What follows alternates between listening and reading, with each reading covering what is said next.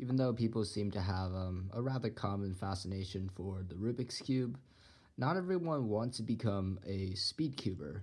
So this video is going to be more oriented towards the beginner's method and how to get faster at that, because some of us, a lot of us in fact, just want to be able to solve this thing fast at a party, say, and just have some fun with it. So let's get started.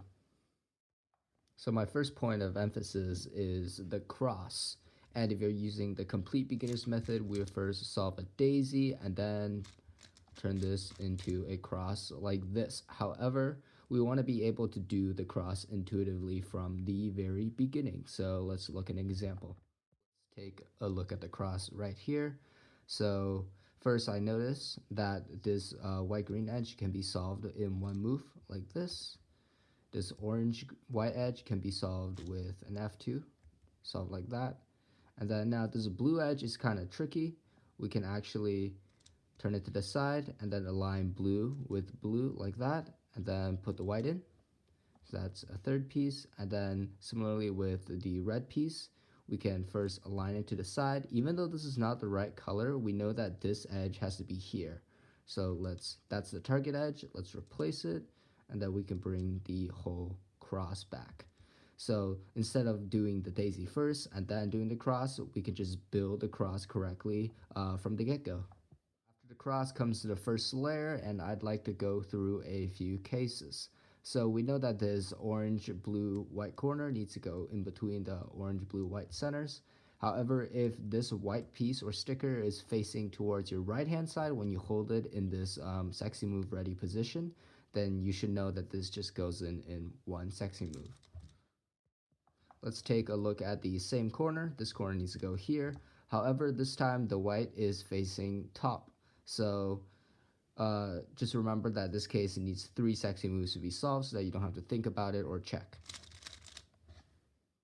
Last thing for our first layer, if you hold this corner in your right hand side and the white is facing you, it is actually faster to rotate the cube left and then do the 4 moves but with your left hand like this. And that is guaranteed to go in at once. If you stick with the sexy moves, then it'll take 5 times. Now we are on to the second layer. And for the second layer, one of the biggest tricks is canceling the first move. So we notice that this blue-red edge needs to go to the right. So the first move we do would be a turn away from where it should go. But say we found the cube in this position, right? First, according to the beginner's method, we must align, check, and then reverse that move, which wastes both time and moves. So to be more move efficient, we can just start the algorithm halfway in between with a sexy move from your right hand, because we know that this edge should go here by just looking at it.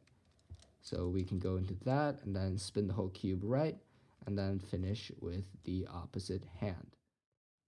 Another cool second layer trick is that, say this green red edge needs to be here but somehow is in the adjacent slot, and this green is oriented correctly. So say if this edge was flipped, then this case would not work.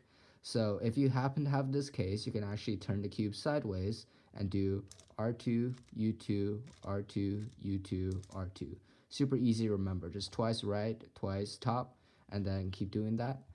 And then you can automatically just transfer the edge over.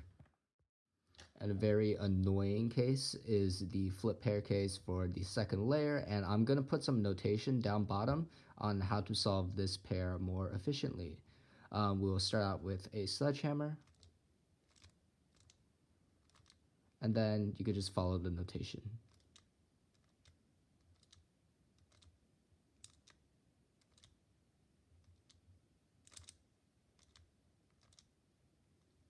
So this saves moves compared to inserting a random edge in here and taking out to the top layer, and it's relatively easy to execute because most of the algorithm is 2gen, which means you only turn 2 sides of the cube.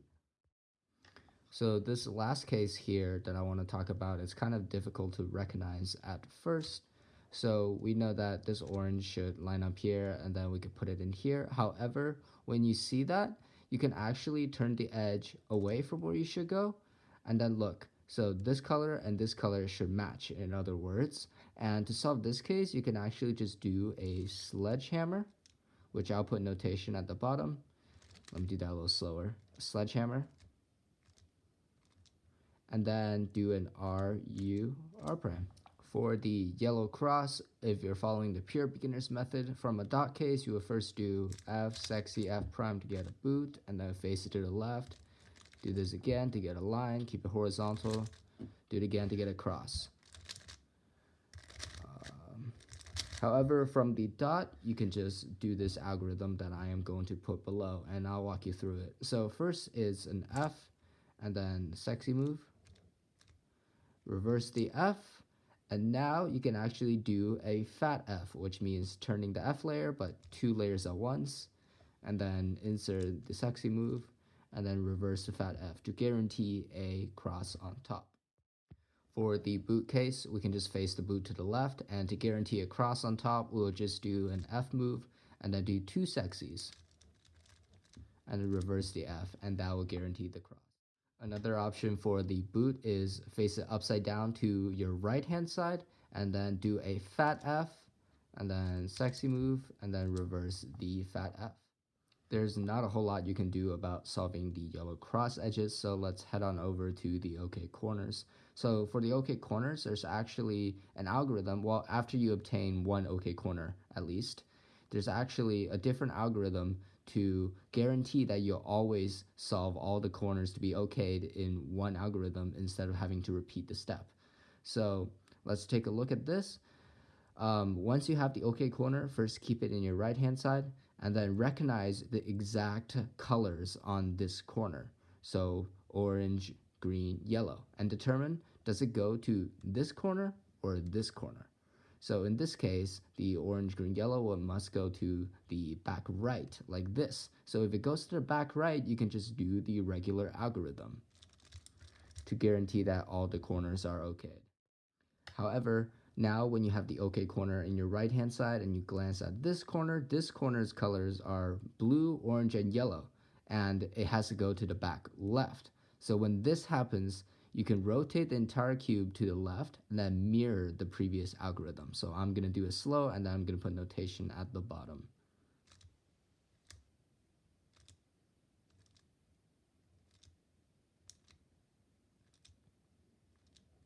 So that will guarantee all the OK corners.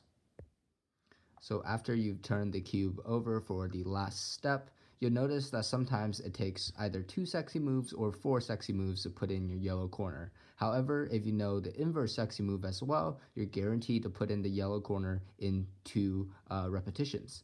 So here's how to recognize it. This is our solving corner, and then if the yellow points out towards your right hand side, you can just do 2 sexy moves, and the corner will go in. However, this next corner, you'll notice that the yellow is actually pointing towards you. So this is when we need to do 2 inverse sexy moves, and I'll put notation at the bottom. So it goes U, R, U prime, R prime. Make sure you finish that last move, and that's guaranteed to put your corner in. And then next, just 2 regular, and then for the last one, since it's facing towards you, 2 inverse to finish. So I know that I said at the beginning of this video, a lot of people just want to enjoy the solving process or solve a Rubik's Cube in like 90 seconds to impress their family or friends, and they don't necessarily want to get any faster or learn more about the cube. However, I personally highly encourage everybody to check out the speedcubing method. It's such a rewarding experience getting faster at this puzzle, and a lot of other puzzles too. Maybe you'll fall into the rabbit hole. So if that sounds interesting to you, I suggest starting with my beginner CFOP playlist. And if you get hooked from there on out, which a lot of us ended up getting hooked like that, you can also check out the CFOP playlist. And with those knowledge, they could get you all the way to sub 10 if you're willing to put in the work and practice. However, if you are fine and satisfied with just knowing how to solve with the beginner's method a little faster, that's the purpose of this video, and I thank you for watching.